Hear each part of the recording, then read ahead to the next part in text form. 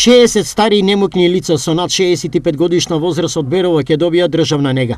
Дозволата за работа министерката за труд и социјална политика Јагода Шахпаска му ја додели на домот за стари лица доктор Иван Влашки, каде во целиот проект ќе бидат вклучени 20 негуватели.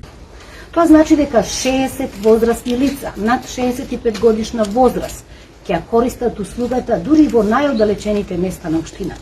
Кога велам најоддалечените, мислам на село Двориште, мислам на Митрашенци, мислам на Русиново, мислам на Мачево, на Смојмирово, односно и во Берово. Тоа значи дека 20 негуватели кои што се избрани, кои што поминаа низ системна обука, ќе им помагаат на старите лица во обавување на нивните секојдневни активности. Тоа значи хранење, облекување, поддршка за движење во домот, набавување на лекови, набавување на прехранбени продукти, мали прошетки во околината, користење на мобилни апликации, менаџирање со она што значи нивни секојдневни трошоци и така натаму. Според градоначалникот на општина Берово Звонко Пекески, токму новата услуга нега и помош на стари лица во домот е потврда за бенефитите од децентрализацијата.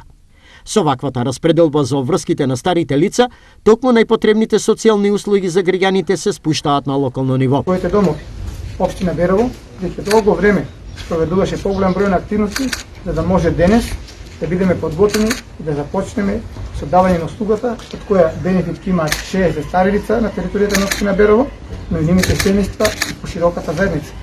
А за нив ќе се грижат 20 даватели на услуги, кои ќе добиваат соодветен надомест за грижата на старите лица. Директорката на Домот за стари лица Марија Цикарска посочи дека со овој проект се очекува подобрување на квалитетот на социјалните услуги. Овој проект е од големо значење за општина Берово и за нас како провајдер на социјалната услуга, затоа што ова се подобрува квалитетот на старите лица преку давање на услугата во сопствените домови.